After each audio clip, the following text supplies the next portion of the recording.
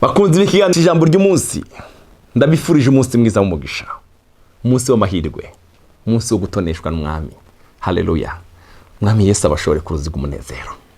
Hari ijambo nkunda cyane muri Zaburi rivuga ngo azadushora ku ruzi rw'umunezero. Haleluya. Wowe ubabaye, ubunezerewe, mwami Yesu agushore ku ruzi rw'umunezero. Uyu munsi agushore ku ruzi rw'umunezero. Haleluya. Taragira subscribe uyikore uzabugize neza. Reka dusangire no jambo ryanditse mu gitabo cya Yeremiya. Igice cya 17:7. Tuvuge havuga ngo ariko arahiriwe. Ndakunda rino jambo, arahiriwe umuntu yizigira uhoraho akabivyisigiro vyiwe. Umuhirwe ni umuntu yizigira uhoraho akabivyisigiro vyiwe. Arahiriwe umuntu yizigira uhoraho akabivyisigiro vyiwe, kuko azoba nk'igiti gitewe iruhande y'amazi. Ndakwifuriza rino jambo. Ijambo ry'uyu munsi ravuga ngo utewe iruhande y'amazi. Azomera nk'igiti gitewe, haleluya, iruhande y'amazi, gishorera imizi yacu iruhande y'uruzi, kitumva izuba iyo ryatse, ariko kikamana itoto. Haleluya. Iyo umuntu ubuzima bwiwe butewe muri Kristo Yesu yamana itoto, tikizorinda kwiganyira mu mwaka w'uruzuba, kandi tikizoharuka kwama. Kubera iki? Kiri mu kibanza cyiza, gitewe iruhande y'isoko y'amazi. Ndakwifurije, haleluya, mukundwe uri kurankurikirana, gutugura iruhande y'isoko y'amazi. Imana ikurinda ubutayu. Ubutayu ni bubi, ubutayu bwo mu mwuka, ubutayu bwo mu mubiri. Imana ikurinde ubutayu, igutuze iruhande y'amazi y'isoko, iruhande y'uruzi. Ngo ibiti byose bituye iruhande y'isoko, bituye iruhande y'amazi, ntabwo bizabyumva izuba, ntabwo bizabyumva ici, ariko ngo bizavyera uko muci no mumvura biguma vyera. Kubera iki? Ibi biti biri iruhande y'amazi. Ndakwifurije gutura iruhande y'amazi. Umuntu ahiriwe azomera nk'igiti gitewe hafi y'amazi, gishorera imizi yacu iruhande y'uruzi, kitumva izuba iyo ryatse, ariko kikamana itoto, tikizorinda kwiganyira mu mwaka w'uruzuba, kandi tikizoharuka kwama. Haleluya. Ndakwifurije gutura iruhande y'isoko. Isoko urayizi ni Kristo Yesu umwami wacu. Mu gitabo cy'Itanguriro, igitabo cy'Itanguriro gice cya 49 umurongo wa 22 aravuga ngo Yosefu ni nk'ishami y'igiti cy'amacane. Amen. Haleluya. Ishami y'igiti cy'amacane kiri hafi y'isoko. Ishami y'igiti cy'amacane kiri hehe? Kiri iruhande y'isoko. Amashami yacu arenga uruzitiro rw'amabuye. Amen. Bene data, ndakwifurije gutura iruhande y'isoko kugeza igihe ubera abandi umugisha ndubu wawe gusa. Oya, yavuze ngo Yosefu ni ishami y'igiti cy'amacane, ni ishami y'igiti cy'amacane. Ishami y'igiti cy'amacane kiri hafi y'isoko.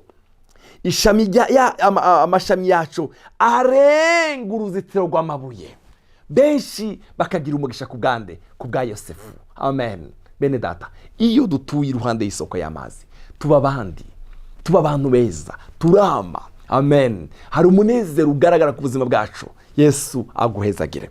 Zaburi ya mbere, igice cya umurongo wa mbere haravuga ngo harahiriwe umuntu atagendera mu nama z'ababi, adahagarara mu nzira z'abanyabyaha, aticarana n'abacokoranyi. Umva uwo muntu rero. Ariko uwo muntu ibimukwimbara ni ijambo ry'umwami, ibyagezo zohoraho, kandi ibyagezo vyiwe nibyo shira ku mutima wiwe ku murango no mwijoro. Azoba nk'igiti, haleluya, gitewe hafi y'imigezi y'amazi. Azoba k'igiti gitewe hafi y'imigezi y'amazi, cyama igihe cyacu. Haleluya. Ibibabi byacu ntibyuma, icyo azokora cyose kizomuberako. Amen. Ndakwifurije gutura iruhande y'isoko y'amazi. Bene data, iyo umuntu ari iruhande y'isoko nk'uko Yosefu, abera abandi umugisha, abandi bagira umugisha kubwiwe. Amen. Dawudi we yavuze ngo azoba nk'igiti gitewe hafi y'imigezi. Uyu muntu ariko ibimuhimbara biri mu ijambo ry'umwami, kandi rino jambo nijyashira ku mutima wiwe ku murango no mwijoro. Azoba nk'igiti gitewe hafi y'imigezi y'amazi, kitumva izuba, ibibabi byacu ntibyuma, icyo azokora cyose kizamubera kono. Ndakwifurije gutura hafi y'isoko y'amazi. Ubuzima bw'ubutayu ni bubi, ubuzima bw'ubutayu ni bubi. Wimenyereze, haleluya, gutura kuri Kristo Yesu. Ubuzima bwawe bugume butotahaye bene data. Ndakwifurije gutotahara ubuzima butotahaye. Hariho izaburi ivuga ngo umugororotsi azototahara nk'ikigazi, azoshigwa hejuru nk'igiti cy'isendereye ya Lebanon. Akavuga umurongo mwiza rero ngo abatewe mu ngoro y'umwami bazokwama batotaharira mu nyubako z'Imana yacu. Urazi ikibanza cyo gutotahariramo ni mu ngoro, ni muri presence y'Imana. Haleluya, ni kuri aya mazi. Haleluya, Yesu Kristo agushoboze kuba kuri isoko y'amazi. Abatewe mu ngoro y'umwami wacu bazototaharira mu nyubako z'Imana yacu. Hariho ijambo ryanditse mu gitabo cya Yobu igice cya 8 umurongo wa 11. Haravuga ngo mbega umubere wokura ahatagira igitemeka, umubere wokura ahantu hatari amazi, cyangwa urukangaga gomera hatagira amazi. Urukangagwa ni ibyatsi biba ku mazi. Nta hantu na hamwe wosanga urukangaga ku musozi. Oyayi, murongo wa 12 ukavuga ijambo ryiza, ruyabuze naho goba rukiri rubisi, rudaciwe rutanga ibindi byatsi byose kuma.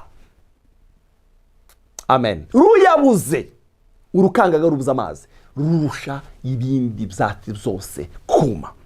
Urakeneye kubaho ubuzima butotahaye, nushinga imizi yawe aha iruhande y'isoko. Isoko ninde? Ni Kristo Yesu mwami wacu. Haleluya, ni utazuma. Yavuze ngo urukangaga rubi iruhande y'amazi. Mu gihe runo rukangaga rwabuza amazi, ruragira gute? Ruruma. Hari ijambo nasomye mu gitabo cy'Itanguriro ryanezereje cyane. Yarambwiye ngo muri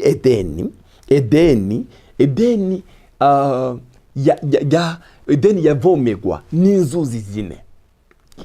Edeni nta mvura yagwaga, mugabo Imana irema inzuzi zine zivomera Edeni.